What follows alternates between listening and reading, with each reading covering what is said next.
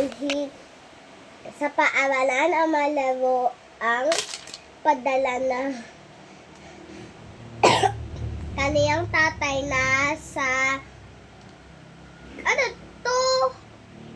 Qatar. Dalahin niya ang sundaluhan, kotse-kotsehan at truck-truckan niya para may laruan silang dalawa ni Bea Magad. Ba't ka nasabit sa ulo ko doon?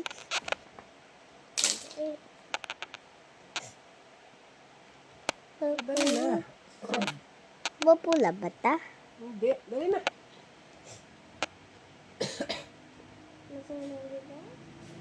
Si Bea.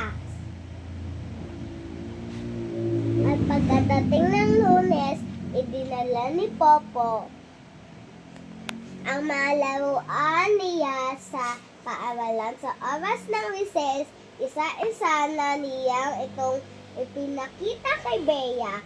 Panglalaki naman ang laruan mo dating ni Bea.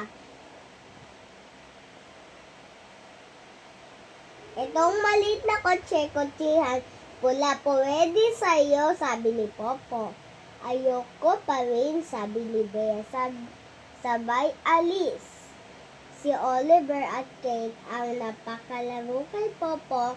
Pwede naman na kami ang iyong kalaro.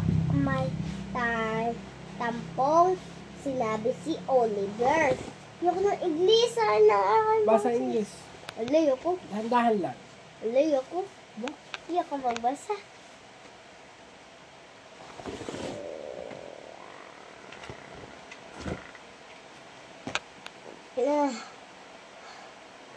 Sundaluhan. When Popo came home, he has no story to help his mother. Ay, pamayas naman din No, in English lang. Basahin mo rin para Layo ko. mag-practice. Mag-practice ang English mo. Inisip ni Popo na magbili sa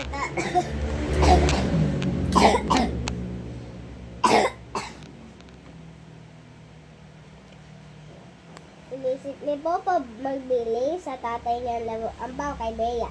Nay, anong laruan ba ang magugustuhan ni Bea? Pwede kayang magbili kay tatay? Tanong niya pagdating sa bahay.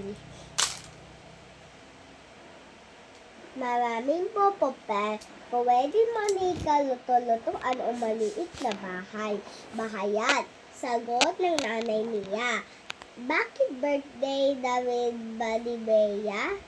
Tanong ng nanay niya. Ayaw niya makipaglaro sa akin kanina kasi palalaki raw laruan ko. Ano to?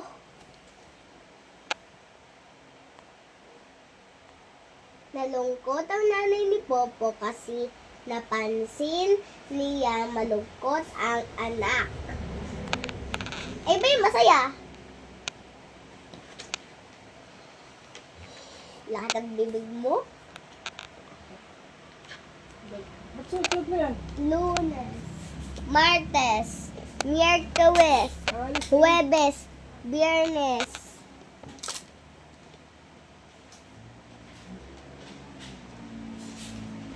Pausa isa-isa lang nang may baon kong pagkain.